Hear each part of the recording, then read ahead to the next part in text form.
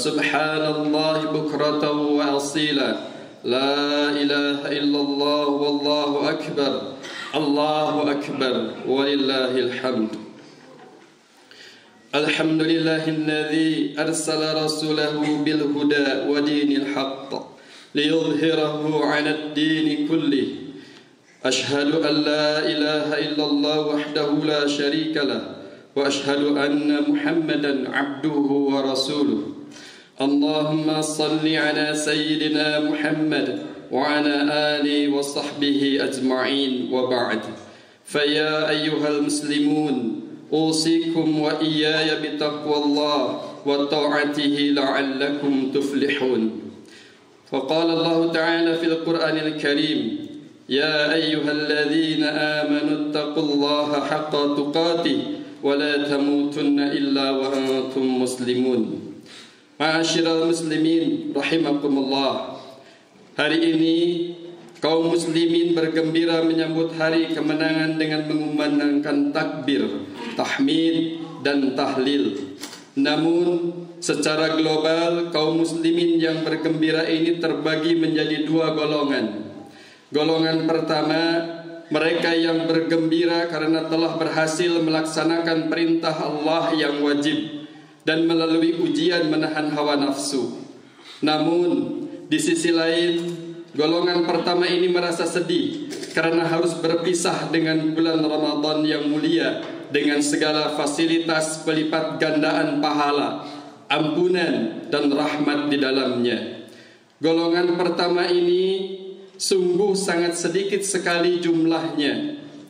Golongan inilah yang mampu menjadikan Ramadan sebagai titik tolak perubahan dalam hidupnya, sehingga semangat ibadah di bulan Ramadan mampu mereka jaga pada 11 bulan berikutnya. Karena bagi mereka Ramadan bukanlah tentang berhenti dari kebiasaan buruk untuk sementara waktu. Ramadan bukanlah tentang berhenti dari kebiasaan buruk untuk sementara waktu. Ramadan adalah titik awal perubahan untuk menjadi seorang muslim yang lebih baik dan berusaha untuk terus selamanya menjadi baik. Kemudian golongan yang kedua adalah mereka yang bergembira karena telah berakhirnya masa menahan diri dari makan dan minum di siang hari dan kembali pada keadaan normal di mana dibolehkannya lagi makan minum di siang hari. Inilah golongan yang paling banyak jumlahnya. Golongan yang kedua ini tidak peduli apakah Ramadan akan menjadi titik tolak perubahan atau tidak. Yang penting kewajiban sudah ditunaikan. Golongan kedua inilah yang akan mudah dipermainkan oleh hawa nafsu.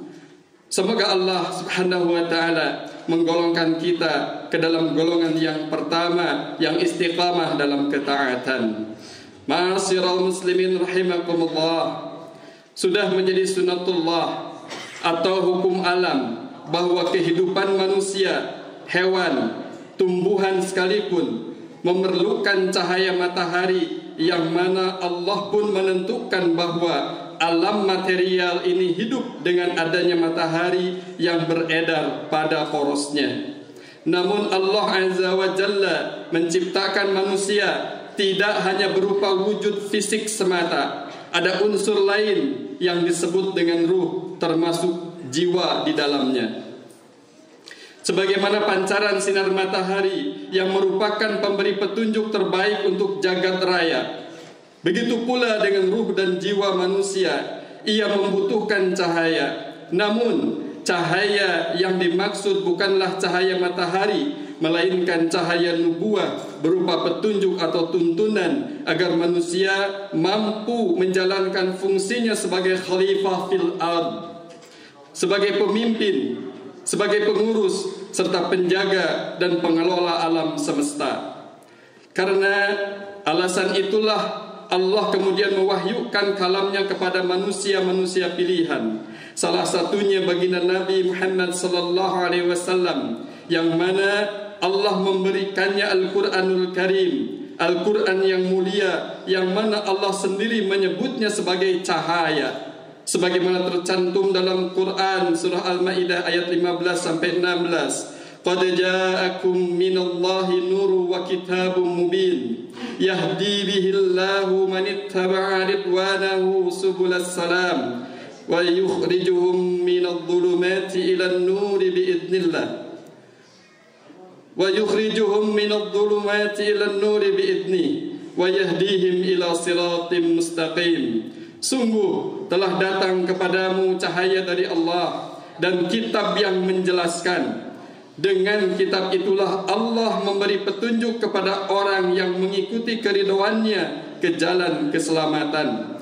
Dan dengan kitab itu pula Allah mengeluarkan orang itu dari gelap gulita kepada cahaya dengan izinnya dan menunjukkan ke jalan yang lurus. Hadirin rahimakumullah, begitu jelas Allah menyebut Al-Quran sebagai cahaya. Dan di akhir ayat tersebut jelas tertulis bahwa Allah mengeluarkan manusia dari gelap gulita kepada cahaya dengan izinnya. Lalu seperti apa gelap gulitanya kehidupan manusia sebelum Al-Quran itu turun? Mari kita buka satu sampel dari sekian lembaran sejarah peradaban manusia. Lihatlah ke belakang. Sejarah kehidupan manusia pada awal-awal abad ke-7 Masehi, di mana fakta sejarah menunjukkan bahwa dunia barat maupun timur telah tengah tenggelam ke dalam lembah kehancuran dan kerusakan moral yang sangat mengerikan. Apa yang terjadi saat itu? Pertama, peradaban saat itu dihancurkan oleh kemewahan dan kemegahan. Peradabannya dihancurkan oleh kemewahan dan kemegahan, di mana standar kehormatan individu dan masyarakatnya sangat ditentukan oleh status sosialnya, bukan oleh ilmu dan akhlak yang mulia. Hina dan mulianya seseorang ditentukan oleh beberapa banyak harta. Hina dan mulianya seseorang ditentukan oleh seberapa banyak harta yang dimilikinya. Sehingga manusia saat itu berlomba-lomba mengejar materi dan popularitas demi sebuah prestise dan harga diri, dengan tidak mengenal halal dan haram. Yang penting bisa hidup bergelimang harta dan kemewahan, terkenal dan dihargai banyak orang. Kehidupan perekonomian saat itu dikuasai oleh orang-orang fasik yang serakah. Demi keuntungan bisnis yang sebesar-besarnya, mereka tidak segan-segan melacurkan aturan main dalam berdagang. Maka tidak heran manusia saat itu terjangkit virus wahan. Virus wahan yang akut, yaitu hubbud dunya wa karahiyatul maut, cinta dunia dan takut kepada mati. Ungkapan Umar bin Khattab radhiyallahu anhu tentang sebuah negeri Umar bin Khattab radhiyallahu anhu mengatakan bahwa sebuah negeri akan hancur sekalipun ia makmur.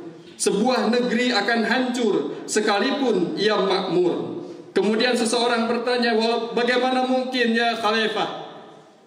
Bagaimana mungkin ya Amirul Mukminin?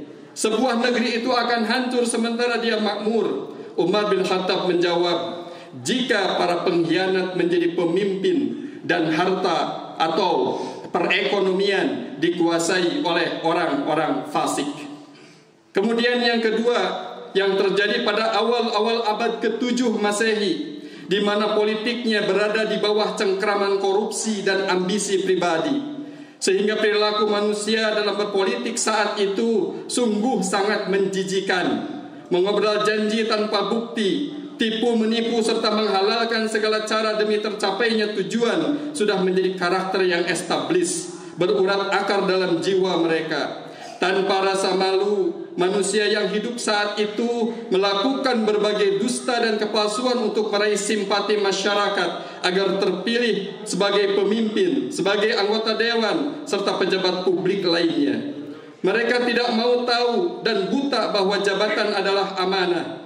Yang mereka tahu bahwa jabatan adalah peluang emas untuk melakukan korupsi, kolusi, dan nepotisme. Tidak peduli rakyat sengsara dengan kebijakan yang mereka buat. Yang penting diri dan kelompoknya bisa langgeng dalam zona nyaman. Maka mereka berjuang dengan menghalalkan segala cara untuk melanggengkan kekuasaannya. Kemudian yang ketiga, akhlaknya diporak-porandakan oleh keborosan dan syahwat, sehingga perilakunya seperti hewan. Menjilat penguasa sekalipun zalim sudah menjadi budaya dan kebiasaan. Demi terpenuhinya syahwat, maka hukum dan aturan pun mereka langgar. Prostitusi jadi hiburan, khamar atau minuman keras dan perjudian jadi kebanggaan. Perbudakan dan merendahkan derajat kaum yang lemah malah menjadi kebanggaan. Lalu yang keempat yang terjadi pada awal abad ke-7 Masehi, akidahnya diperkosa oleh debat dan fanatisme. Akidahnya diperkosa oleh debat dan fanatisme. Hukum-hukum Taurat, Zabur, bahkan Injil yang pernah diwariskan para nabi, mereka robah sesuai keinginan hawa nafsunya. Sehingga banyak manusia yang kemudian menjadikan nabi yang sejatinya sebagai utusan, mereka sembah sebagai Tuhan.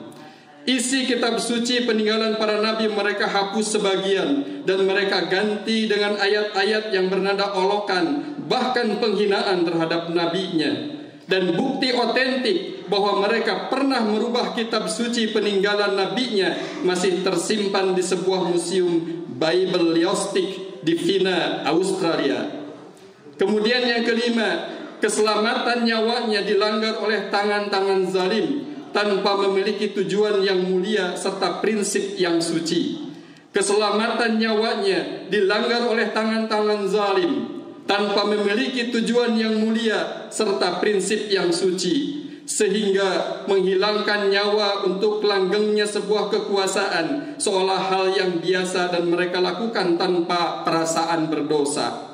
Bahkan di belahan timur tengah sana, membunuh bayi perempuan menjadi kebanggaan karena budaya mereka saat itu ditanamkan perasaan malu mempunyai anak perempuan. Berjudi jadi pekerjaan harian. Menyembah berhala atau patung yang mereka buat dengan tangannya sendiri menjadi keyakinan dan ritual harian. Memperjualbelikan perempuan jadi mata pencaharian. Hukum yang tegak saat itu adalah hukum rimba, di mana yang berkuasa dialah yang bebas menentukan siapa yang harus dihukum, bahkan jika perlu sampai dihukum mati. Bangsa-bangsa yang ada pada waktu itu telah kehilangan nilai-nilai luhurnya. Mereka hidup laksana binatang liar. Ma'asyiral muslimin rahimakumullah. Begitupun bangsa yang hidup di timur tengah saat itu, di mana mereka lebih suka menyembah patung atau berhala. Namun di sisi lain mereka percaya bahwa pencipta langit dan bumi, pemberi rizki, yang menghidupkan dan yang mematikan adalah Allah subhanahu wa ta'ala. Hal ini kemudian Allah abadikan dalam Quran surah Al-Ankabut ayat 23 dan 61. Surah Luqman dalam surah Luqman ayat 25, surah Az-Zumar ayat 38 dan surah Az-Zukhruf ayat 87. Bangsa Arab saat itu tengah tenggelam dalam beribadah kepada bintang-bintang dan patung-patung. Inilah puncak kejahiliahan manusia dalam bertuhan, di mana perilakunya tak ubahnya seperti hewan.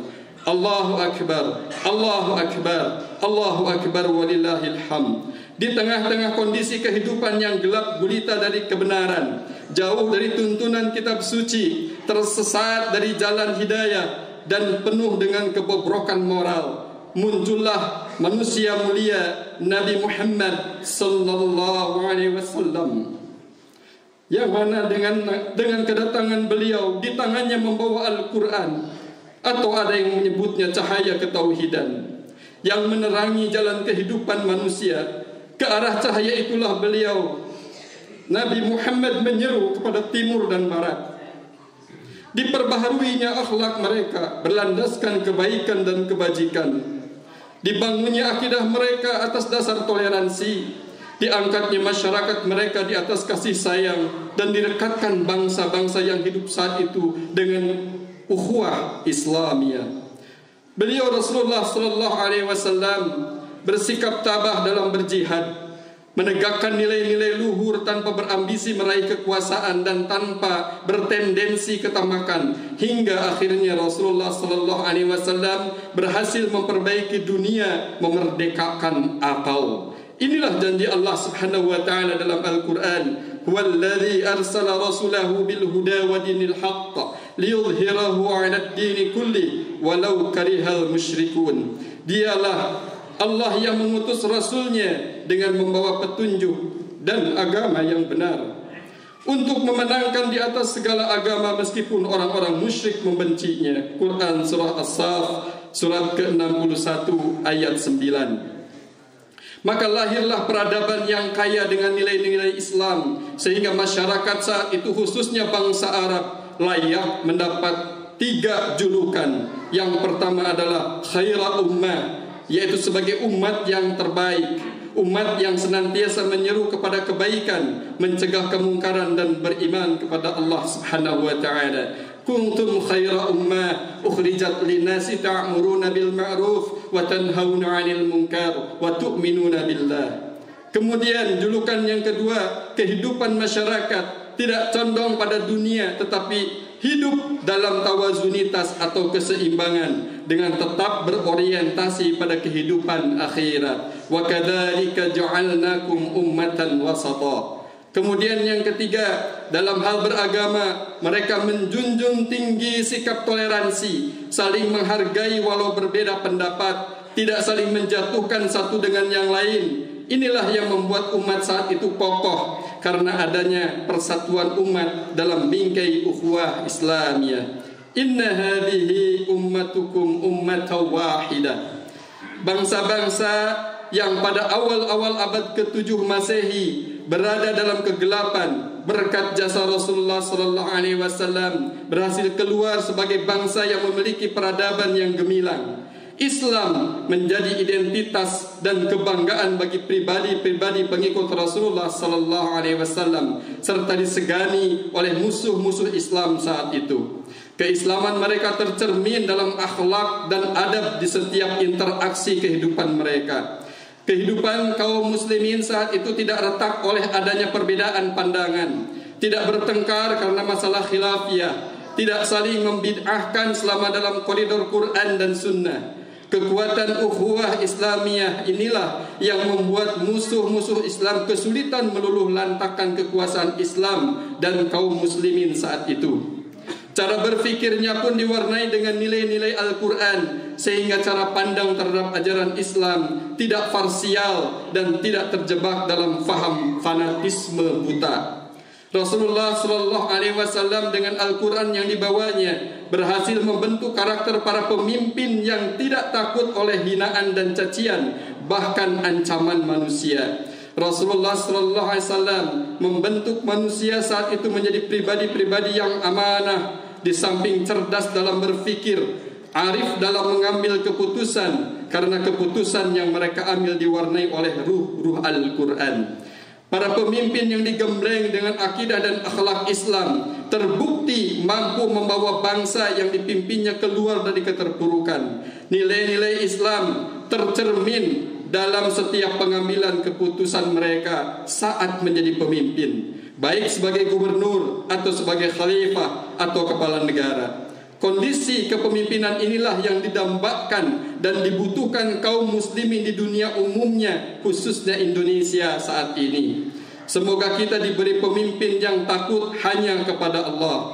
Barakallahu li wa lakum fil Qur'anil azim wa nafa'ani wa iyyakum bima fihi minal ayati wa dzikril hakim fastaghfiruhu innahu wal ghafurur rahim.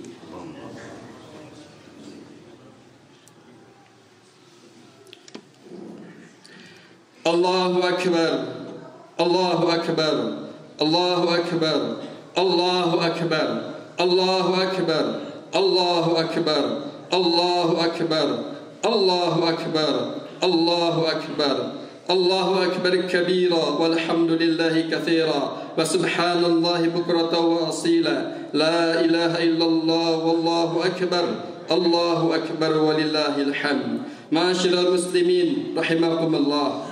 Namun kejayaan peradaban Islam serta indahnya kehidupan dalam naungan hukum Islam tidaklah abadi.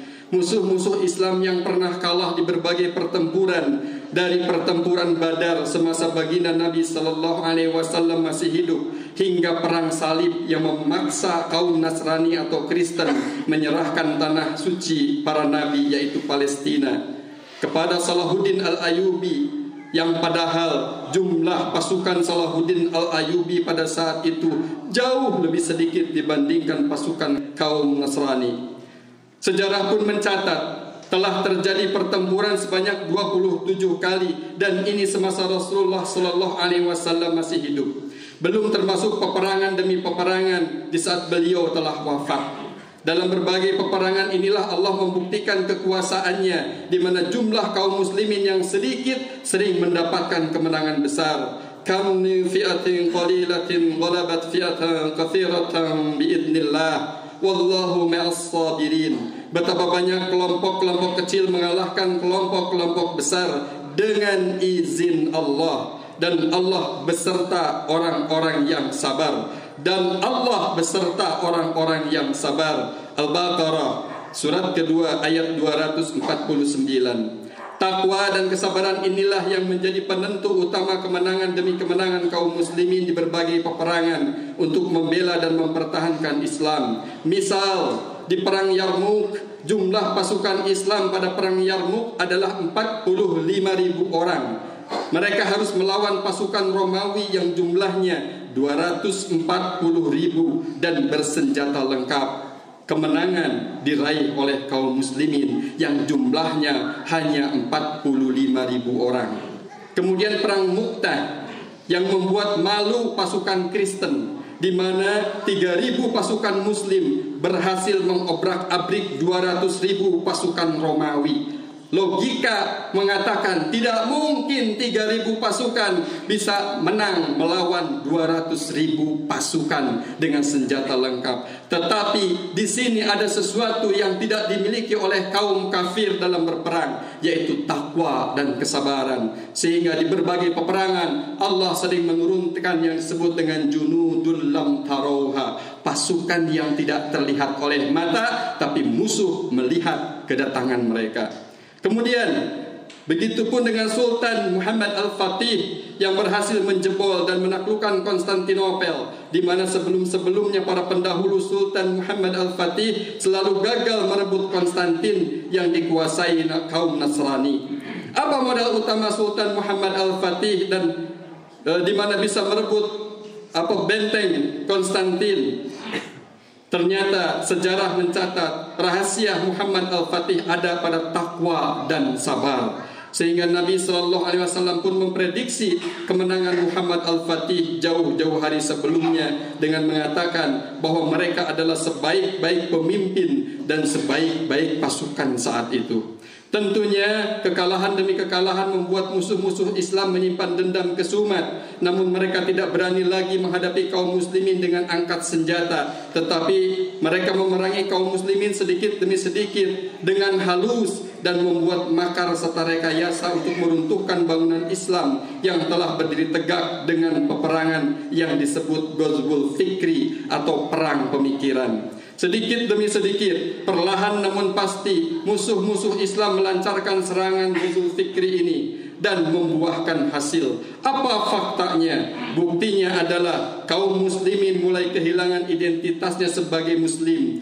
lebih mencintai segala sesuatu yang datang dari budaya barat, pola hidup barat dan cara berpikir kebarat-baratan. Ukhuwahnya dicerai-beraikan dengan faham asabiyah atau kesukuan. Akidahnya dirusak dengan taklid buta hingga berujung menuhankan akal dan ulama dengan fanatisme butanya.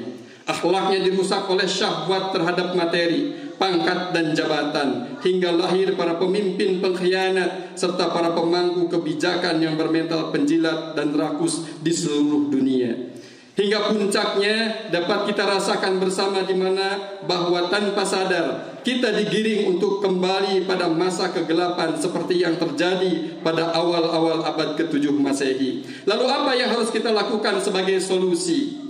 Maka tidak ada jalan lain kecuali kembali kepada cahaya atau Al-Quran atau ajaran Islam yang dibawa baginda Nabi yang mulia Muhammad sallallahu alaihi wasallam, yaitu dengan melakukan revolusi intelektual yang berwawasan tauhid. Melakukan revolusi intelektual yang berwawasan tauhid dengan berlandaskan pada Al-Quran. Disinilah pentingnya kaum muda-mudi menjadi motor penggeраkan, menyongsong kebangkitan Islam yang terakhir kalinya.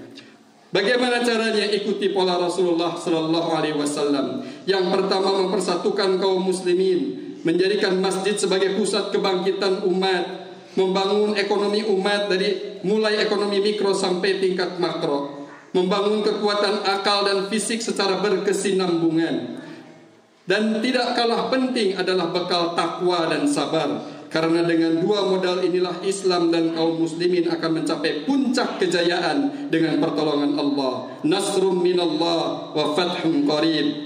Dekat dengan pertolongan Allah, pertolongan dari Allah, dan dekatnya kemenangan. Allahu Akbar, Allahu Akbar, Allahu Akbar, Allahu Akbar, Allahu Akbar, Allahu Akbar, Allahu Akbar, Allahu Akbar, Allahu Akbar. La ilaha illallah wallahu akbar, Allahu akbar walillahil hamd.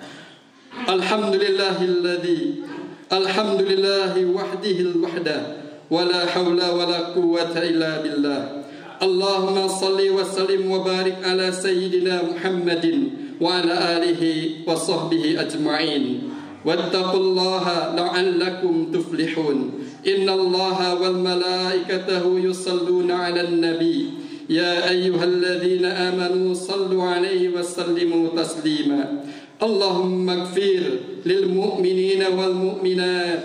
Allahumma ighfir lil mu'minina wal mu'minat wal muslimina wal muslimat al ahya'i minhum wal amwat. Innaka sami'un qaribun mujibud da'awat wa qadiyal hajat. Rabbana atina fid dunya hasanah wa fil akhirati hasanah wa qina adzaban nar. Walhamdulillahi rabbil alamin. Taqabbalallahu minna wa minkum siyamana wa siyamakum. Kullu 'amin wa antum bi khair. Allahumma ij'alna wa iyyakum minal 'aidin wal faizin wal maqbulin. Wassalamu alaikum warahmatullahi wabarakatuh.